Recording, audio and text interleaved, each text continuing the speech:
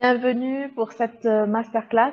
Alors, je partage de suite mon écran pour pouvoir vous présenter cette masterclass qui s'adresse aux dirigeants et nous allons voir comment avoir de l'impact sur la rentabilité de votre entreprise.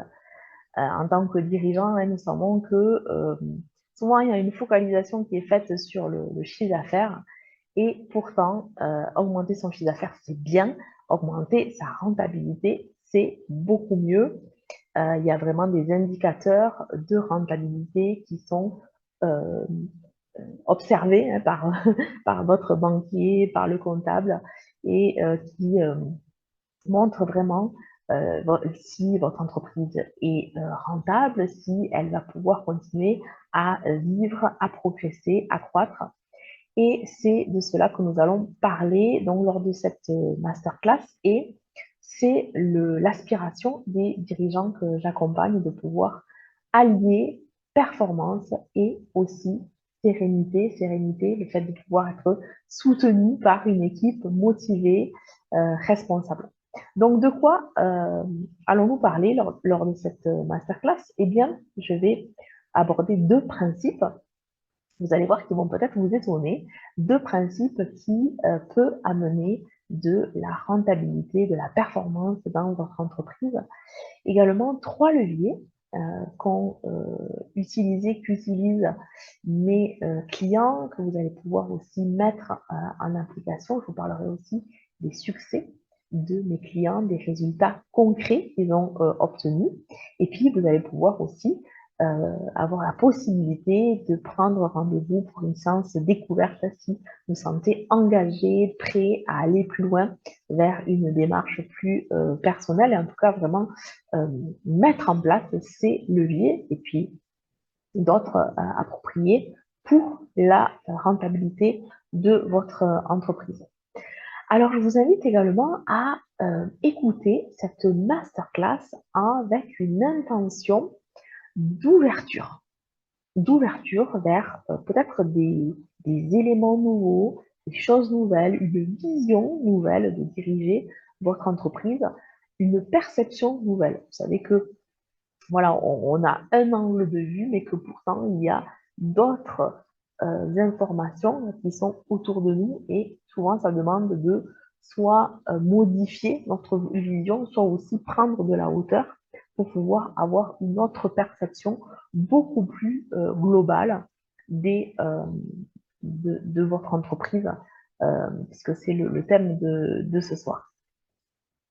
Alors, vous avez constaté que le monde de l'entreprise change, les besoins de vos collaborateurs changent également, ce qui demande de vous adapter, de pouvoir rebondir, de pouvoir faire justement, s'ouvrir à faire différemment. Je discutais avec un dirigeant l'autre jour et on constate bien que là où la carotte financière fonctionnait il y a quelque temps, aujourd'hui, elle ne fonctionne plus puisque les collaborateurs ont d'autres aspirations. Ils veulent vraiment, ils accordent de l'importance à la qualité des relations, à l'ambiance de travail. Ils veulent peu de contraintes, plus de temps. Finalement, des éléments qui ne s'achètent pas en fait, qui vont pouvoir se mettre en place d'une façon différente. Et je vous amène ce soir, en tout cas, je vous amène dans cette masterclass, dans cette ouverture-là. Et euh, beaucoup de dirigeants, hein, parce que c'est aussi votre cas, euh, perçoivent quelque part cette notion, cette nécessité de faire différemment. Et en même temps, mais comment faire différemment? Euh, et c'est vraiment une question importante qui va conditionner vos résultats et cette vérité euh, dans cette citation d'Einstein que j'aime beaucoup, la folie, c'est se comporter de la même manière et de s'attendre à un résultat différent. Donc, on voit vraiment une vérité. Si vous voulez un résultat différent aujourd'hui, il va être nécessaire de avoir un comportement différent. Et de suite, vous voyez un témoignage du président de Caseo, Monsieur Méniel, que je remercie, qui a été témoin de la transformation d'un dirigeant que j'ai accompagné. Et c'est très intéressant de voir justement de sa perspective à lui, le regard qu'il a porté sur comment ce dirigeant a pu modifier les, sa posture, hein, en fait.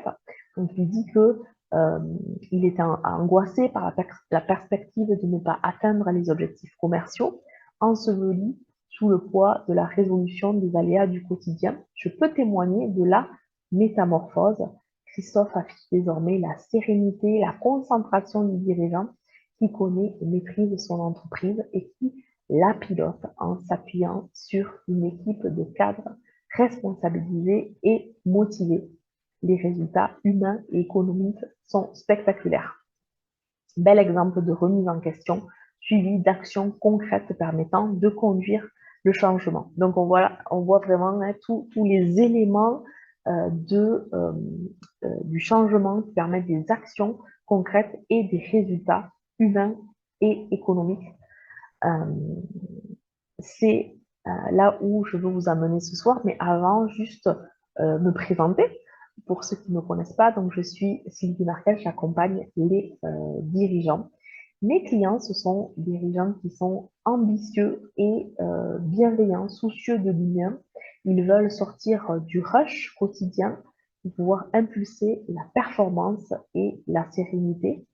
Donc, ce sont effectivement des dirigeants qui sont ambitieux, qui aiment leur business, qui veulent s'enrichir et qui veulent le faire aussi en prenant soin de leur équipe, en voulant aussi également élever leur équipe. Hein. Ils ont compris que la performance aujourd'hui passe l'élévation des consciences et des postures. Ce sont des dirigeants qui sont des leaders bienveillants qui d'ailleurs souvent ignorent cette partie d'eux qui a besoin de plus s'exprimer dans leur entreprise. En tout cas, ils veulent vraiment initier ce mouvement dans leur entreprise qui a un effet domino et des résultats humains et financiers, comme nous venons de le voir. Ma conviction, c'est que votre entreprise commence à l'intérieur de vous. Tout ce qui va se passer à l'intérieur de vous, vos pensées, vos émotions, vos limites, vos peurs, vont avoir un impact sur la rentabilité, la performance de votre entreprise. Par exemple, tout à l'heure, j'ai parlé justement des dirigeants hein, ambitieux et bienveillants, humains, soucieux de l'humain. Ces deux éléments, dans la représentation collective, sont souvent opposés. Et je vais retrouver ça chez beaucoup de dirigeants. Et cela va provoquer un tiraillement à l'intérieur d'eux, dans des décisions, dans des doutes, dans des tergiversations. Qu'est-ce que je vais privilégier? Et ma proposition est il est possible il est possible de unir ces deux éléments-là. Euh, de pouvoir apprendre à voir ces éléments subtils va permettre justement une ouverture qui va pouvoir se créer à l'intérieur du dirigeant et pouvoir se mettre en action avec ces résultats différents dont on parle. C'est pour moi vraiment une mission hein, qui m'anime de pouvoir contribuer à la vie des entreprises, à l'élévation et l'épanouissement des dirigeants. Alors la performance, c'est vraiment un élément important hein, pour l'entreprise, bien évidemment. Qu'est-ce qui peut freiner la performance? Alors il y a plusieurs éléments. Ça peut être le manque d'organisation, les conflits à gérer, qui font perdre du temps, les clients mécontents ou avec plus de SAV, où on va perdre cette rentabilité, le manque de clarté sur les actions, le manque de vision, bien évidemment, hein, le manque de personnel, le manque de qualification. Donc, ici, l'idée, en fait, c'est de pouvoir, en fait, vous amener sur cette idée que il y a un point commun vraiment qui ressort, en particulier dans tous ces éléments-là, c'est que nous sommes des êtres de relation. Et que c'est vraiment dans cet espace subtil que va résider les éléments de performance parce que ce sont les humains qui créent les chiffres. Donc, en allant dans ces espaces subtils, dans ces rouages, eh bien, vous allez pouvoir amener, modifier des éléments euh, qui vont amener de la rentabilité. Par exemple, ça peut être bien une meilleure organisation qui va permettre de moins perdre de temps, qui passe souvent par une meilleure communication, qui apporte également une meilleure ambiance de travail, plus calme, avec moins d'erreurs, moins de conflits à gérer, moins d'arrêts de travail, et également lorsque le dirigeant a plus de confiance, d'affirmation, de clarté dans ses messages, euh, ça impacte également sur la performance de l'entreprise. Et vous allez voir, je vais en parler un peu plus en détail avec les trois leviers. Et vous voyez là, on est vraiment dans cette idée, à ce fil conducteur que, euh, évidemment, que diriger une entreprise, c'est aussi gérer différentes relations et que tout ce qui va se passer à l'intérieur du dirigeant dans ces différentes relations vont avoir un impact. Et c'est pour ça que beaucoup de dirigeants n'arrivent pas à mettre en pratique des conseils, des super conseils qu'ils reçoivent lors d'un audit, lors de leur expert comptable, de leur commissaire au compte, de consultant, d'expert en pilotage.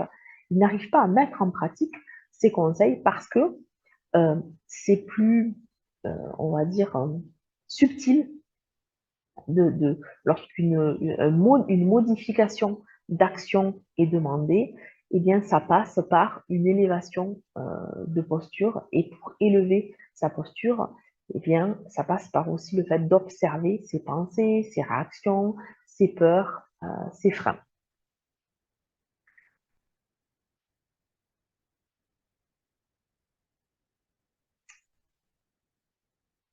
Et du coup, voilà ce qui amène ce deuxième principe pour ce soir, la simplicité et la sophistication suprême. Parce que lorsqu'on fait ce travail de l'intérieur vers l'extérieur, eh bien, tout devient beaucoup plus simple, beaucoup plus efficace. Pas besoin d'apprendre des techniques de management.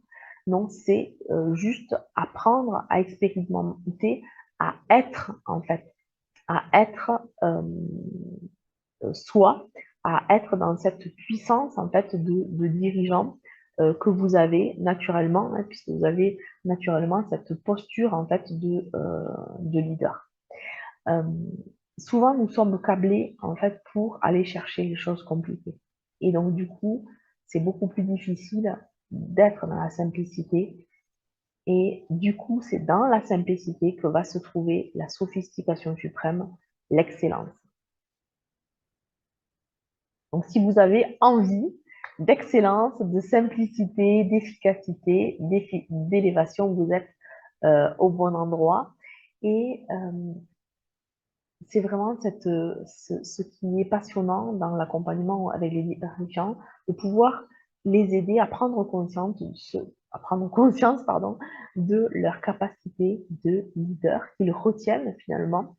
Euh, pour tout un tas de raisons juste qu'on lève ensemble. Et c'est cette partie-là qu'ils retiennent qui amène plus de fluidité. Donc, c'est ma proposition ce soir de pouvoir déployer cette partie-là de vous euh, pour pouvoir créer une équipe motivée, responsable vous libérer également d'une charge mentale et de pouvoir vous concentrer sur votre rôle qui est de donner le cap, donner la direction, être le chef d'orchestre. Alors, prêt pour la métamorphose, et vous allez voir que les 3 leviers vont vous passionner parce qu'on est vraiment dans cette démarche d'élévation de posture et de processus subtil qui amène la rentabilité. Passons au premier levier qui est de développer votre capacité à stimuler le changement. Alors effectivement, je vois souvent des dirigeants qui sont épuisés, hein, ils me disent mais vraiment j'en ai marre de devoir répéter toujours les mêmes choses, rien ne change. Euh, et souvent, l'origine des conflits, lorsqu'on analyse vraiment le conflit, l'origine de conflit, il y a cette nécessité ou cette incapacité à stimuler le changement chez les collaborateurs. Et souvent, il y a aussi ce comportement qui est contre-productif, où le dirigeant va répéter, répéter des messages hein, dans l'espoir de motiver les autres, de pouvoir les changer, mais il ne fait qu'en fait euh, enfoncer le clou. Voilà. Et il n'est pas vraiment dans cette capacité à stimuler le changement. Donc, pour stimuler le changement, si vous sentez que ça vous parle, que c'est quelque chose que vous avez besoin de développer aujourd'hui dans vos équipes, eh bien pour cela, le chemin le plus court, c'est de vous ouvrir vous-même au changement. En fait, lorsqu'il y a une difficulté dans votre équipe, c'est il est possible de s'ouvrir en fait à une nouvelle lecture des événements dans votre entreprise. Je vais vous donner l'exemple d'un client avec qui j'ai travaillé, qui était vraiment en difficulté avec un de ses salariés, qui avait une conduite addictive qui mettait vraiment en péril l'entreprise, une structure de son entreprise avec des erreurs, avec un mauvais comportement avec les clients, enfin voilà, la totale. Et du coup, avec un licenciement qui pouvait coûter très cher, une procédure très énergétivore. Et en fait, on a travaillé sur justement le fait d'avoir une nouvelle lecture des événements. Les informations, quelles informations cela pouvait lui amener sur lui, dans cette relation, comment il avait mis en place, qu'est-ce qu'il se jouait au niveau émotionnel. Donc, nous avons passé 2 séances sur cette problématique-là. Et quelques jours après la deuxième séance, eh bien, il y a eu vraiment une ouverture qui s'est produite puisque cette personne-là a donné sa démission. Et c'était vraiment la meilleure chose qui pouvait arriver puisque ça a permis du coup ouais, de l'ouverture intérieure que le dirigeant avait fait lors de la séance avait permis cette ouverture extérieure euh, où il a pu recruter une autre personne beaucoup plus performante, avec un comportement adapté, moins d'erreurs, des clients plus satisfaits, etc. Donc, vous voyez, il y a vraiment, c'est pas magique, c'est juste le respect du mouvement de la vie. Lorsque vous observez la vie autour de vous, moi j'aime beaucoup les allusions à la croissance, à la culture, pardon, au jardinage, eh bien on voit que tout la croissance extérieure se fait parce qu'il y a un processus intérieur invisible qui se fait. Et donc, c'est vraiment toujours ce mouvement de l'intérieur vers l'extérieur. Si vous voulez stimuler le changement, développer votre capacité à stimuler le changement, eh bien, ça va demander de justement vous ouvrir au changement. Et c'est beaucoup plus simple que d'appliquer des techniques de management. Qui amène naturellement au deuxième levier, qui est de cultiver votre capacité à faire agir. Pourquoi c'est important? Eh bien parce que, comme on l'a vu tout à l'heure, hein, ce sont les actions qui produisent les résultats. Donc, faire agir votre équipe va permettre ces résultats, va permettre ces résultats, cette meilleure rentabilité, cette meilleure performance. Et souvent, en tant que dirigeant, vous connaissez toutes les choses qu'il faudrait faire parce que vous connaissez votre entreprise parfaitement. Donc, vous savez quels sont les ajustements dans les petites actions, hein, qu'il faudrait faire. Ça peut être mieux ranger le camion, ça peut être transmettre des informations au service pour éviter des pertes de temps dans l'organisation, se faire baisser le compte client, augmenter la trésorerie. Donc, vous connaissez vraiment toutes les actions qu'il faudrait faire pour que votre entreprise soit plus rentable. Et là où souvent je vois mes clients qui se sentent vraiment coincés, c'est dans le fait d'avoir l'impression de ne pas de transmettre des messages, mais que rien ne se passe. Il n'y a pas d'action, il n'y a pas de mouvement. Donc c'est vraiment comment cultiver cette capacité à faire agir. Et là, ce qui est important, ça va être d'améliorer la transmission des messages. Donc, dans la transmission des messages, hein, c'est pas, je ne parle pas ici des SMS ou des mails, non, c'est vraiment les messages, euh, les mots que vous utilisez. Parce que dans la communication, il y a un phénomène naturel, il y a une déperdition des messages, puisque les messages, en fait, il y a une circulation des messages entre eux qui part de l'intérieur de vous, là aussi, de la pensée, qui va circuler, qui va être exprimée et qui va circuler dans la pensée de l'autre, qui va être analysée et comprise. Et donc, euh, dans ce rouage-là, eh bien, il y a 9 possibilités de ne pas s'entendre. Entre ce que je pense, ce que je veux dire, ce que je crois dire, ce que je dis, ce que vous voulez entendre, ce que vous entendez, ce que vous croyez entendre, ce que vous voulez comprendre, ce que vous comprenez, il y a 9 possibilités de ne pas s'entendre. Donc, elle est très intéressante, cette situation, elle n'est pas cette citation, pardon, elle n'est pas de moi, mais je l'aime beaucoup parce que on comprend bien tout le rouage subtil qu'il y a dans la communication entre le message qui naît dans la pensée et qui va être compris, interprété dans la pensée de l'autre.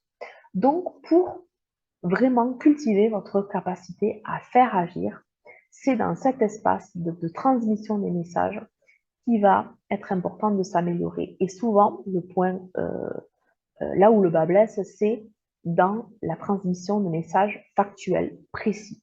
Parce que pour vous, les modifications, les améliorations à faire, pour vous en tant que dirigeant, sont tellement évidentes que souvent, eh bien, vous vous adressez de façon euh, à utiliser des mots qui vont pouvoir être interprétés par votre équipe. Par exemple, je travaillais avec un client sur l'amélioration il voulait améliorer sa capacité à faire agir ses équipes sur le suivi du compte client. Et en gros, je tire le trait, mais le message qu'il a envoyé, c'était il faut être vigilant sur le compte client, il faut être vigilant sur le compte client, il faut faire baisser le compte client. Mais du coup, il n'y avait pas vraiment de message factuel sur euh, qu'est-ce qu'il attendait, puisque vigilant, ça peut être interprété suivant les personnes. Baisser le compte client, ça peut aussi être interprété suivant les personnes. Ça manquait vraiment d'éléments factuels.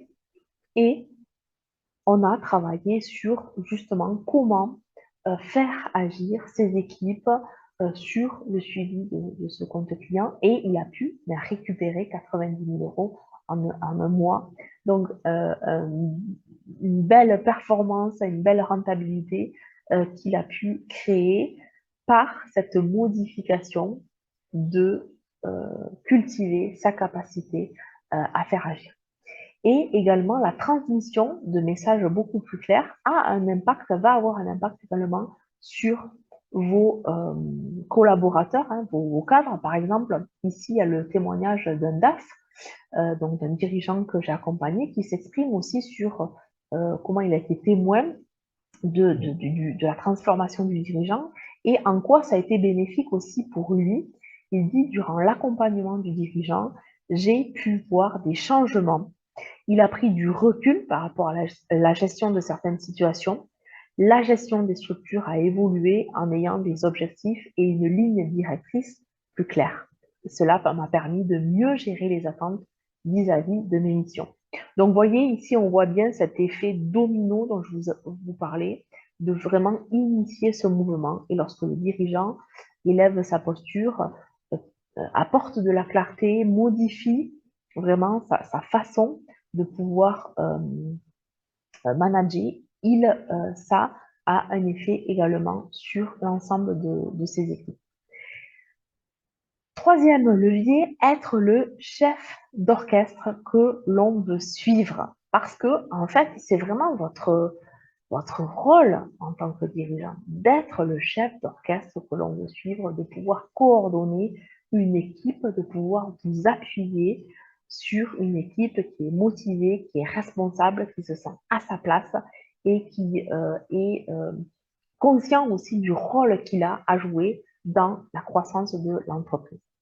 Et souvent, en tout cas de ce que j'ai observé, il y a une illusion chez les dirigeants ou chez les cadres aussi, pour pouvoir être le chef que l'on veut suivre, le chef d'orchestre que l'on veut suivre, je dois être aimé. Voilà, pour être suivi, en gros, hein, pour faire un raccourci, c'est pour être suivi, il faut être aimé, il faut se faire aimer. Et en fait, vous voyez ici, là, c'est pareil, cette pensée, qui est souvent complètement inconsciente, amène une problématique de posture chez le dirigeant qui l'amène vraiment à sortir les rames pour pouvoir créer une équipe motivée et performante. Alors, pour mieux comprendre comment vous allez pouvoir être le chef d'orchestre que l'on veut suivre, je vous amène au concert du Nouvel An et nous allons observer la posture du chef d'orchestre. Donc, imaginez, vous êtes au concert du Nouvel An, où il y a un bel orchestre devant vous, et ce chef d'orchestre, il a une posture affirmée, sûr de lui, confiant, courageux, enthousiaste. Il croit en son équipe, bien évidemment. Il, euh, il a un regard, il observe de façon subtile les interactions qu'il peut avoir avec chaque membre de son équipe pour adapter le mouvement. Et chaque membre connaît la partition qu'il a à jouer, se sent à sa place. Et vous voyez que vraiment, il y a une harmonie qui se dégage et vous vous régalez de voir ce concert du Nouvel An. Imaginez maintenant que le chef d'orchestre commence à douter, à tergiverser, à ne plus trop savoir à qui fait quoi. Eh bien, l'harmonie va vite se transformer en cacophonie, quelque chose de désagréable, en bazar, en stress. Donc, c'est vraiment une image très intéressante euh, du fait que vraiment la posture que vous allez avoir, l'affirmation que vous allez avoir, la confiance que vous allez transmettre va avoir un impact sur vos équipes. Et souvent, par exemple, là où il peut y avoir des tergiversations, des doutes, c'est sur le niveau de marge. Pour le dirigeant, le niveau des marges, bien évidemment que c'est un indicateur de performance très important. Et j'ai accompagné justement un dirigeant qui avait cette problématique. Il me dit lors d'une séance, Sylvie, je me rends compte qu'en fait, j'ai du mal à me positionner face à mes commerciaux qui viennent me demander tout le temps de baisser la marge. Je voudrais leur dire non, mais je n'ose pas parce que j'ai peur qu'ils ne fassent pas le volume de vente. Donc, vous voyez, il se sentait tiraillé entre le volume et la marge. On va retrouver cette même problématique chez les dirigeants. Donc, nous avons travaillé ensemble justement sur ces doutes, ces peurs qu'il cette observation est de l'intérieur pour pouvoir modifier son comportement à l'extérieur. Et il a pu augmenter sa marge de 6% sur un chiffre d'affaires de 10 millions. Je vous laisse calculer le résultat. Donc ici, on est vraiment dans cette idée de changement subtil, résultat éclatant. Et souvent, euh, il y a une, une, une confusion, voilà, je cherchais mon mot, une confusion qui est faite dans l'esprit du dirigeant entre avoir de l'autorité et être autoritaire. Et c'est souvent là où il se retient d'exprimer pleinement cette capacité d'être le chef d'orchestre par peur de paraître autoritaire. Or, un chef d'orchestre, il a de l'autorité. Et avoir de l'autorité, moi j'aimais beaucoup la définition de Jacques Salomé qui disait qu'avoir de l'autorité, c'est rendre l'autre auteur de sa vie. Donc on est vraiment là sur une posture de responsabilisation, de d'élévation.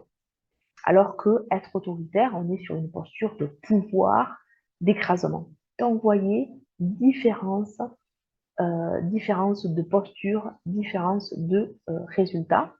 Et vous avez donc le dirigeant qui s'exprime en disant, j'ai pu développer un état d'esprit de confiance, lâcher des peurs, booster ma positivité. J'ai pu constater qu'en ayant une posture de dirigeants différentes, salariés et cadres autour de moi sont plus sereins, positifs et progressent sur leur management et de ce fait sur les résultats de l'entreprise. En termes de chiffres, le fait de lâcher les peurs a permis de définir un taux de marge qui a progressé depuis 6 mois en maintenant un volume de facturation très soutenu. Sur certaines structures, j'ai vu des résultats de l'EBE à plus de 10% en progression importante.